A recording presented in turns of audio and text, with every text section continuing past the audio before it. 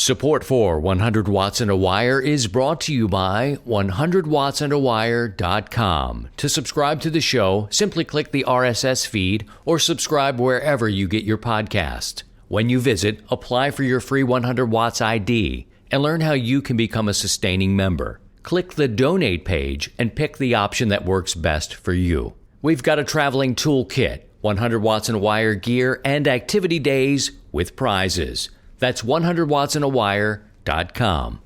And EmComm. New year, new savings. Bringing the new year loud and clear with some of EmComm's most innovative products. Check out the website for current promotions on EmComm's 7610, 7300, and 9700. Visit EmCommAmerica.com/amateur for more information on all EmComm radios.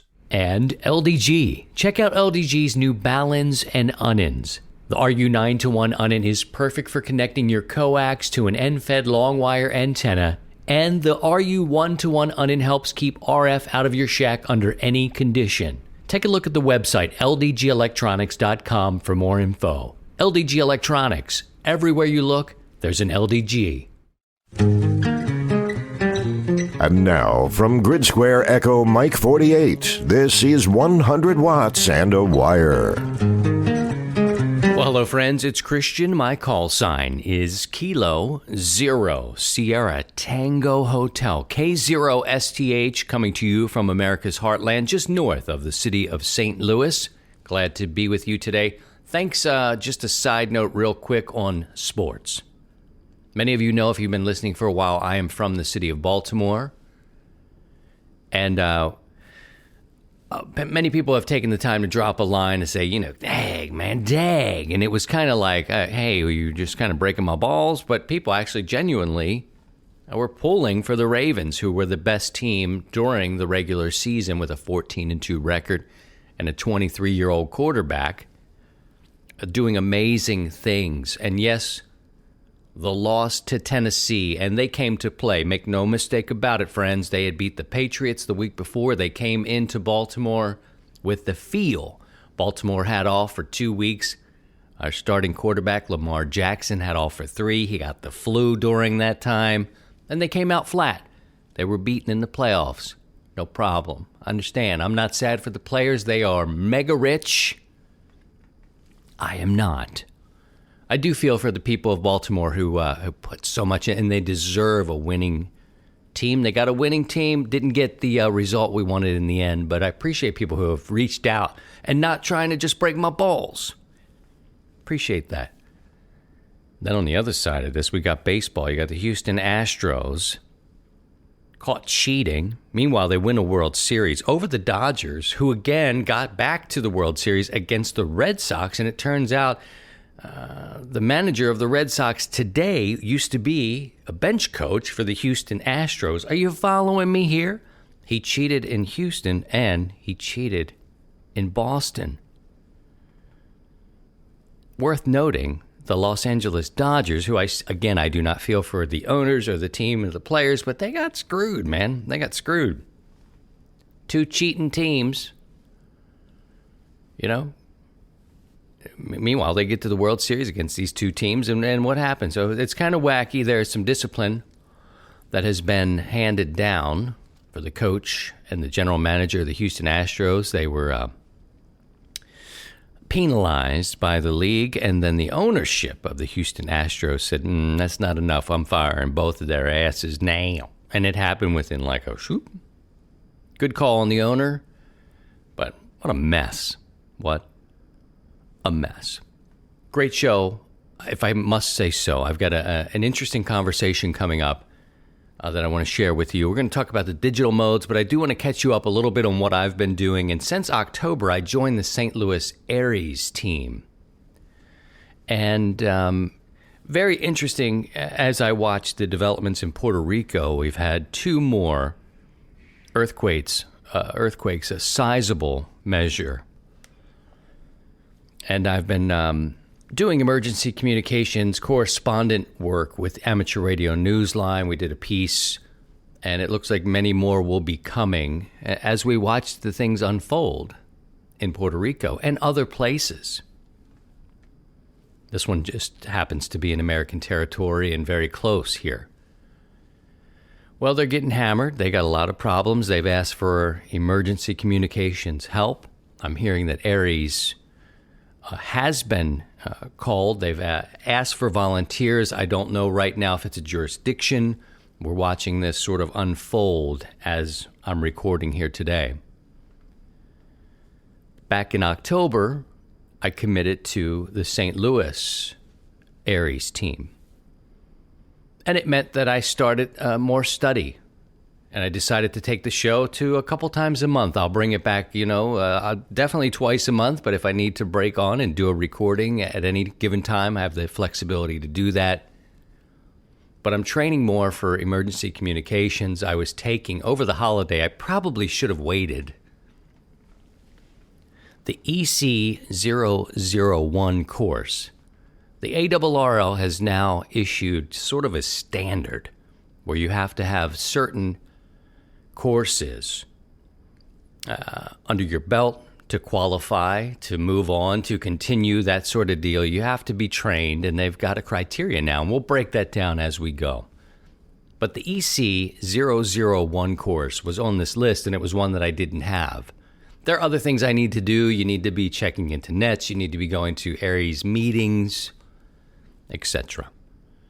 Again, we'll talk about this. So the EC001 course is meant to be a 9-week course. And over the holiday, I thought, well, I'll have some time. I'm on vacation. I'll read. It's mostly reading. And I feel good that, I've been a ham for a while now. And some of this thing, we've learned and we've picked up along the way. Nets, net control, these sorts of things.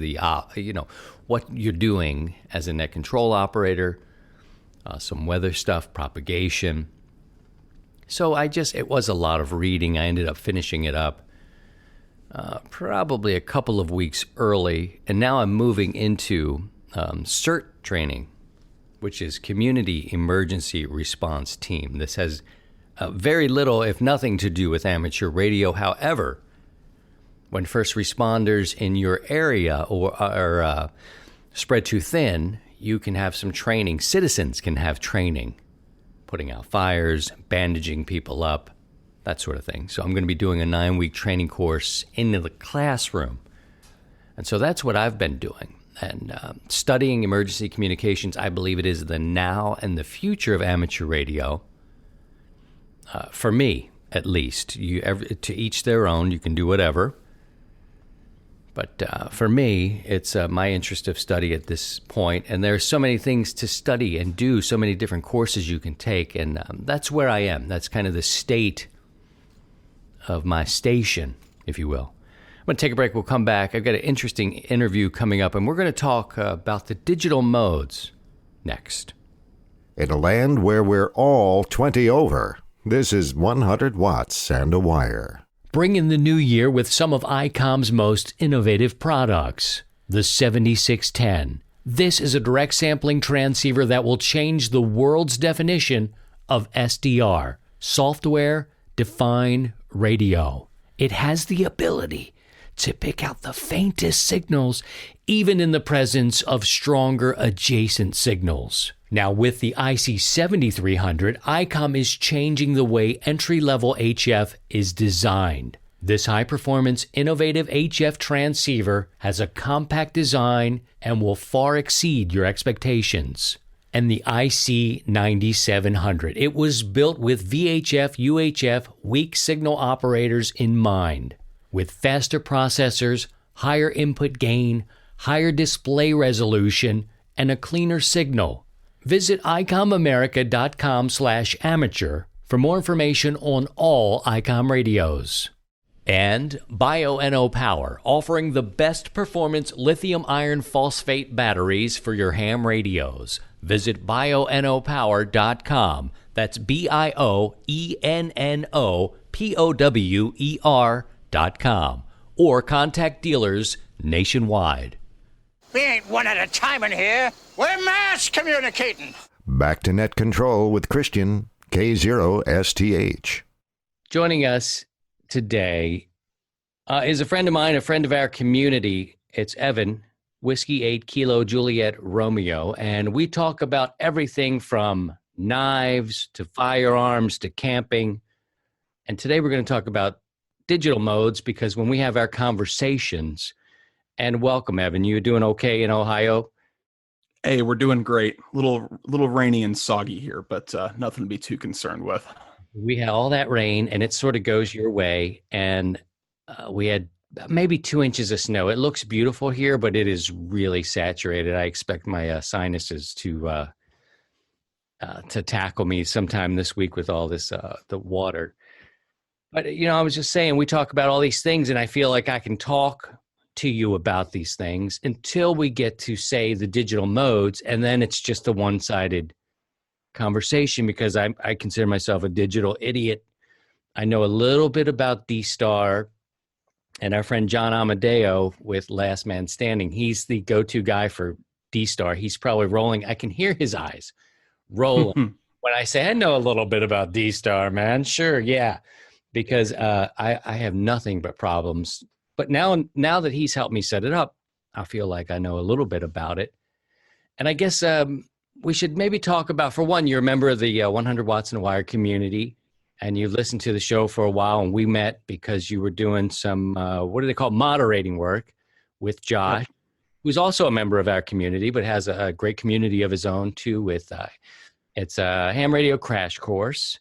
And so we started talking about things with 100 and contributing here to be fair, to set you up as a member of our community. What is it about the digital modes for you that is appealing? And maybe just start back and talk a little bit about yourself and how you know anything about these digital modes, because I do feel that HF has kind of had a grip on me for so long that I kid on the show that I don't have time for a digital mistress is what I'll say. But I like that term. It's suiting. Go ahead and run with it and tell me what you think and why you dig it. All right. Well, when I first decided to get back into HF after a little bit of a hiatus from radio in general, I didn't have a whole lot to work with. Don't have a lot of large trees or a lot of property. And we were kind of coming off of the sunspots being decent, and things kind of started to go downhill in that regard. At the same time, I was trying to get back on the air. And I had somebody at our radio club introduce me to PSK 31, which was the hot thing at the time. And they're like, "Oh, this is great for weak signals." And I talk to people on 10 watts and a wire, of course. And so I'm like, well, this sounds like something I should be looking into, because, man, am I struggling to make sideband contacts. Like I make some, but I just feel like maybe this is something I should be exploring. And so I went down that road first, and then a few years into that. They came out with what was the first iteration of it, JT65, which is a very slow, very weak signal mode. And that, albeit a little bit slow and not always that exciting, it is exciting when you make contacts with it, and it is perfect for operating on a limited resources as far as a station goes. So that's kind of where I began with that, and I started getting into Aries around the same time.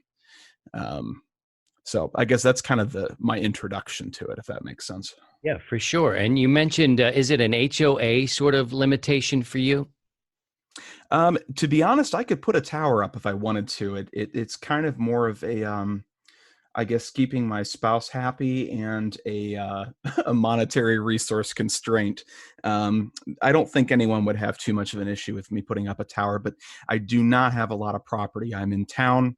My entire lot, front to back, is probably maybe just under 100 feet deep. So, I don't have too much to work with in that regard. So wire antennas are where it's at.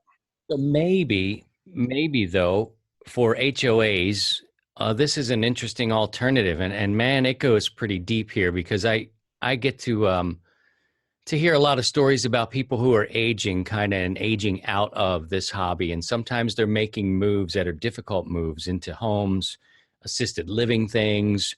And I know that people do go toward the digital side. Of course, you can't run a wire if you're in sort of the your later chapters in life. But HOAs, we hear a Mhm. lot about these limitation. I think, do you think digital modes play an interesting role in keeping the hobby rolling for those who are struggling maybe with some space issues or HOAs? Absolutely. I think that it is the perfect way to, I guess, still gain full enjoyment out of the hobby when the sunspots aren't necessarily in your favor and you're dealing with an antenna that's maybe a compromise of a compromise. I mean, you talk about certain antennas being a compromise. I have an end-fed wire antenna, and that's a compromise in and of itself. And then the configuration in which you might have to put it up to satisfy an HOA requirement is even more of a compromise. And you end up losing a lot of signal effectiveness when you do that. And you can end up very frustrated, I think, with sideband in that regard. A lot of times stations just don't want to talk to people that they're having to work too hard to pull you out of the noise. And I think this helps give you some of that power back. It's designed to work below the noise level in many regards, and sometimes that's where you operate at when you're dealing with maybe a low power, low antenna. And I think this is a perfect way for people in those sorts of compromise situations to still get a full enjoyment out of this great hobby. And we'll talk a little bit more about what it is that you dig about it and what sort of modes you enjoy and why. Just a second here, but some of the hams that are, we're in an interesting demographic. There's probably 10 years between us, or maybe more. I don't know, but we're probably still not in the majority age group in amateur radio. They just skew a bit older than we are. And there's always Hmm. a question, how do we get the next generation in? And it's a deeper conversation. And I've touched on it a little bit in the show and what I feel we need to do, but it's a constant conversation. And then you have hams that are so much into HF or VHF, UHF that they feel the digital modes. I see it on our 100 watts and wire Facebook page, and you'll see just like these slights to the digital mode that they're not considered these real modes. And I'm not trying to set you off and get you upset here on a day like this, but as we talk about how it's an option for HOAs and what a grown person, you're a grown person, but on the younger side of what amateur radio is skewing these days. Can you talk a little bit about that sort of, what is it, FT8, and how it's not real radio? Do you have a thought on, not even so much a defense, but if you want to defend it, go ahead. But I'm interested in your perspective as somebody who sees it. I know you see it. I know you hear it. And I'm interested in your thoughts. Sure. My approach to that, whenever I have that counter with people, is first of all, just to make sure that they understand there is this unusual thought that somehow the internet, that FT8 is internet dependent. And I don't know where that came from. I do use an internet resource sometimes when I'm on FT8, and that's really just as a propagation tool. But there's other ways of doing that. So usually the first thing I try and clarify for some of the people that have been in the hobby for a long time is most of them are familiar with RTTY, with radio teletype, and I've never heard any of them say that RTTY isn't real radio. And if you look at it at its core, RTTY, you take a series of audio tones that your computer or device has created from text that you've given it, and it spews that out over the radio, where then the reverse happens and it takes that audio tones and converts it back into a message. FT8 is literally the same type of thing. So that's usually the first thing I bring up when people say it's not real radio. I think the other aspect of where that mentality comes from is it's so automated and you don't really actually have to do anything. There are aspects of it that are automated, but again, I've never heard anyone say that contesting isn't real radio. And if you think about using macros when you're contesting, even, or using maybe a voice keyer to save your vocal cords through a long sideband contest, you could really make the same argument there. So I really think that it boils down to either a misunderstanding or an ignorance of how the protocol works, because that's really all it is. It's like RTTY, but a million times more efficient and catered towards people working with a more limited station, something that they might be able to utilize. And it's such a contradiction when these hams are saying, what are we going to do? What are we going to do? What are we? And then people are out here actually trying to create programs and different modes and different things to interest new generations and different people in different situations. Yet they'll turn around and look down their nose at it. It's a little, I don't know. It's contradictory. It's frustrating. You just kind of roll your eyes with it. Yeah, it absolutely is. I think that I think the fact that you've introduced a computer into that, you might already get a little bit of attention, maybe from the younger generation, a little bit more readily, because there's a little bit more, I guess, you have your hand a little bit more on the inner workings of it a bit. You can go buy a radio and antenna and pick up a microphone, and maybe you had a lot of hand in the process of getting yourself on the air, and maybe you really just, it was plug and play. But I think that, people that pick up these digital modes kind of dig into it a little bit more. Some of them do, some of them don't, and that's okay. But I really just think that it's a good way to make use of some unfortunate circumstances and kind of turn that to our advantage. And I with moderating Josh's group, we see a lot of new hams come in there just to ask questions. And I feel more often than not, nobody's coming in and saying, hey, I've got 7 acres, help me string up some wire. What's the biggest antenna I can get? Money's no object. Those things don't come up. It's, hey, I really want to do this, but I'm on a postage stamp lot, or I've only got maybe $600 to throw at this. Or, I live with my mom in an apartment and I'm only 16. I can't string up anything too crazy out back. And those are the kinds of situations that I counter really frequently with moderating that group. And I see it to some extent in 100. People reaching out for help and saying, hey, what can I do under these circumstances? And I think that these modes are, I guess, a really good way to still, like I said, get full enjoyment out of a great hobby. Man, so many points there to talk about. I agree with the computer, and that's an interesting point I hadn't thought about. With computers in front of everybody all the time and in your pocket, and that's an interesting point you make there. And I have to go back to 2012, and again, this is things I sort of talk about. The reason why this group even and the show started was that I was getting advised by some older hams, bless their heart, great people, but they were basically saying, and they were speaking from a perspective of a retired, accomplished person or semi-retired person who had the funds and the money and the land and the time and the space and everything was there. And I was like, man, maybe this isn't for me because, my HT, first HT I saved up for, I wanted it to have a D-Star component just so I could talk outside of the neighborhood. I thought, 2 miles, I don't know. What gets me a little bit more, so I started to invest in being able to do a little bit more with my HT. And I sat on an HT for, until about 2015 when I figured out how to get on HF. So I was getting advised by the old school, which was great, but it was more of, if you don't do it this way, you're wrong. And I was thinking, maybe it's not for me. This could be way too expensive. This could be like a rich dude hobby. And I'm still grinding it out. And I've got a young family. So the digital modes did appeal to me sort of on the periphery of radio, of just not knowing anything. And then D-Star kind of popped into my head. So you made a lot of good points there with who, and it's probably similar. I can't speak for Josh, but I created this because I needed more answers. I needed more voices and options. I didn't like being told, look, if you don't plant this pole in the ground 33 feet, put that antenna up there just so, like a full wave, you're doing it wrong. I needed some other options. Like you said, I needed an NFIT option. I needed to understand what these things were. Not that these guys were wrong.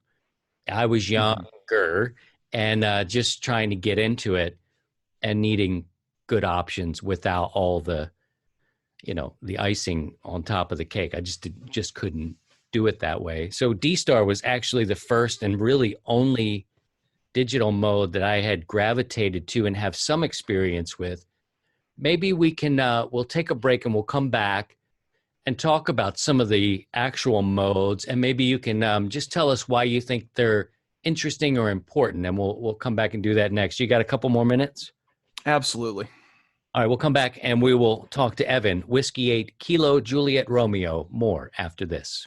Whether you say 7.3 or 73, even 73s, we're still 100 watts and a wire. LDG is proud to introduce a full line of HF wire antenna kits using LDG's popular Ballons and Unnins. The wire antennas cover most of 80 through 10 meters and handle power levels up to 200 watts PEP. The wire antenna kits include a G5 RV, a 40-meter loop, a 40-meter dipole, an off-center fed Windom, and an end-fed long wire package. Each package contains stranded hard-drawn copper wire and insulators. LDG is a family-owned and operated company dedicated to bringing advanced, quality products to the amateur market. Support is only a phone call or email away. We're always here to help you. LDG Electronics. Everywhere you look, there's an LDG. Hi, it's Don Wilbanks, AE5DW from Amateur Radio Newsline and Ham Nation, and you're listening to Christian Kudnick, K0STH, on 100 Watts and a Wire. All right, we're back with Evan talking more about the digital modes. Evan, there's so much to talk about, and I think it's great to have you here to give your perspective and your experience on these modes. Teach us, if you will, a little bit about some of the modes that you're familiar with or that you know that are out there. Maybe talk about why you like them and how they can be useful. And if that's too much, we can start to take smaller bites. But what's out there in the digital world? There's a lot, Christian. I can understand why it's daunting for somebody that's not delved into it yet, because we throw these acronyms around like crazy. Hams love our acronyms. So I can understand why it looks like a big thing to bite off for other people. USL. And it still is for me. USL. Yeah. And it still is for me too. I'm still figuring out aspects of it. So I like to group them, I guess, into a couple different categories. Where I got my start was using a program called FLDigi, which stands for, I think it's Fast Light Digital Modem. And FLDigi is a great computer program. It's available on every major operating system that gives you an entire slew of digital modes, everything from the old to the new, and you can take your pick of them. So it's a very versatile thing to have in your, in your arsenal. The other ones, I guess, categorically that I would put kind of outside that realm would be the Joe Taylor modes, I believe. A program called WSJTX and a few others that work with those modes. So if you hear terms like FT8, JT65, JT9, etc., FT4, those are kind of all grouped together because they're run on the same software platform. Outside of that, you have a few others to choose from: digital voice modes, and then we have WinLink, which is the one that's newest and freshest to me. And they kind of all have their strengths and things that you can draw on depending on what your chosen application is. I would say that when it comes to working long distance contacts and getting the most bang for your watt, I'd say that the WSJTX category of modes is probably going to give you the most, and it's probably the easiest to digest and to set up. Beyond that, you and I had talked a little bit about how these apply to emergency communications, because I know that's something you've been diving into quite a bit lately. Now, I know your study, you found WinLink, and I know that's part of the ARRL, and we'll have to unpack this a little bit too. One of the first things we ever started talking about was Aries work and our interest in emergency communications. And it looks like the ARRL has put out new requirements for those of us who are interested in being Aries volunteers for emergency work. There are courses that you need to have as a prerequisite. You know that word I'm trying to say, prerequisite? That's what it is. That's the one. Spell it. It's called Go Evan. You know what I'm saying? That's what it's called. And I just finished one, and it's part of their new kind of rule book. And I don't know, and we'll get to that a little later. I don't want to get too far off the track, but WinLink is part of something that either needs to be downloaded or understood. And I'm like, Evan, I kind of you there. What do you see about let me ask you first. You mentioned you went through several different options for digital stuff. And for guys like me, I can get twisted up a little bit. I've got a slight dyslexia that frustrates me sometimes when I need to dig in to manuals and try to get an understanding and programming. It's just another excuse. But are there things like resources online when you started to learn thing, and you may be really intuitive and pick this stuff up easier than other people? Are there Facebook groups? Are there, clear instructions, support out there? Where do you go if you're just trying to dig in? And we've kind of connected to someone out there today, and they're going, yeah, man, I'll try it. They're right. I'm not a nerd for trying. I'm going to do it because they said it's cool. Where should they go for help? Excellent question. The one thing I will say about the WSJTX program and the modes that are supported by that, on his website, where you go to download it, he does have a few PDFs that take you through that process. So if you're the type of person that's good at digging into a book and reading and learning that way, I think that's an incredible resource. If you're more of the visual type, I think YouTube's going to be your best friend there. There's a saying in my family, it's University of YouTube. And that basically is whenever you are in way over your head on something, whether it's plumbing or electrical or varnishing a door, it doesn't really matter what it is. But the good news is that YouTube holds the answer. So I would say that that's a good medium for that when you're really trying to dig into the technical aspects of how to set this stuff up. And then, finding a good community of other users. 100 is a great community. I think Josh has an excellent community. Whoever you congregate with, use that knowledge base to get where you want to go.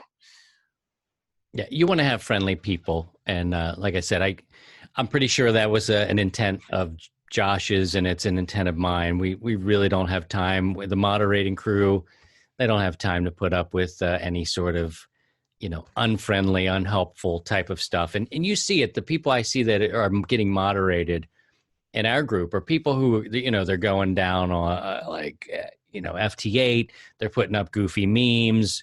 They're kind of inflammatory deals. And I think before we wrap it up, because there's so many other things that we can talk about and that you and I talk about, we'll get into ferro rods and knives and metal containers. As today, we'll just deal with our digital interest. What is it about a digital mode? Last couple of questions. One is, what are you using the most like today? What are you most likely to hang up and go and use? And then what about that would make you go, yes, like that's cool. Like I just hit this or I just did that. I spent a lot of time on FT8 and its counterpart. Well, I don't know if I want to say counterpart, derivative, which is JS8 call. And FT8 is very much canned sort of exchanges back and forth. I love the fact that regardless of where the solar cycle might be and regardless of the shortcomings of my antenna system, I can fire that up and I can hear on almost any given night. I can hear Europe. I can hear South Africa if I'm lucky, Japan if I'm lucky. I just wouldn't be doing that with sideband right now with the way my installation is. And I can hit all over the US with ease on almost any band. So that's a great deal of fun. And that tends to be a bit on the brief, almost contest-like exchange. So if you want to branch out a bit and go keyboard to keyboard, be a little bit more sociable, JS8 call is a derivative program that basically uses the same sorts of modes and protocols as FT8, but it takes that and it turns it into a keyboard to keyboard exchange, much like you talk to someone on Facebook or whatnot, except you're doing it over radio. So that kind of rekindles that person to person communication. There's mistakes to be made. There's risks to take. The computer isn't doing all the work for you. So that kind of reintroduces some of that excitement as well. But I love the fact that, with with the installation that I have here, that it's dependable and I can fire up the radio and the computer any day of the week and have a good time. Okay. Any words of advice for anybody who has been listening to us? Just words of encouragement where they can go, and give it a shot. And as we roll these out, we can talk about some of the things that you need. They can go off and explore these and maybe find something that feels right for them or maybe interests them. And then we'll get into some of the interfacing and what you need to run a program like FT8 and that sort of deal, what kind of computers or whatever you need, because we didn't get to discuss that today. But somebody who's on the fence, maybe brand new, hearing us having this conversation, or maybe even better, what might be cool is if we get some of the old heads that are hanging out and scratching themselves on HF talking about whatever that no one cares about, that what would inspire them and say, just go do it, man, try it. Well, the first thing I would say to that is don't be scared of it. It's still radio. If you're set up to do radio, you're probably almost completely set up to do these modes. So you don't have to be scared of the expenditure. You don't have to really, I guess, there's not too much more to wrap your head around. You did all the work already. You got a license, you got a radio, you've been advancing in the hobby, and this is just one more step to take up the ladder. But as far as resources, like I said before, use whatever community that you're currently in. Use communities like 100 Watts and a Wire. Use YouTube. If you want to get down to the nitty gritty, if you've got a specific radio even, you can go to YouTube and type in your model of radio and FT8, and you can watch someone take you through all those settings. So you don't have to be scared or intimidated by it. It's a very rewarding part of the hobby. And as far as how to inspire somebody that's maybe not doing it yet, I guess, if you're feeling a little bit disappointed with what sideband is doing for you, maybe because you're in an HOA or you're at a phase of life where you just don't have the acreage to put up crazy antenna farms, this is for you. And if you like to tinker with things that are new, this is for you too. And if I can add, if you don't dig it, just one of the first lessons I got from an old school Elmer was to each their own. It's just, if it's not for you, just maybe get out of the way. It's okay. Go ahead and just do your thing and let everybody else do what they need to do. It's there's no need to kind of look down at it. And maybe, just maybe, this is part of the hobby and the modes that will keep it moving into the next generation. I don't know. We'll see. And Evan and I will be discussing some other keyboard-based HF digital modes. We're going to do some digital voice mode stuff, some solar power. We'll dig into Aries as we go. So I appreciate you being here, Evan. Whiskey 8 Kilo Juliet Romeo, and I'll send it back to you for your final. All right, Christian. Thank you so much for having me on. It's a pleasure to speak with you, and it's a pleasure to play a small part in giving back to this hobby that's done a lot for me over the years. So I'm really appreciative of the platform and of your time. 73, Evan. 7-3.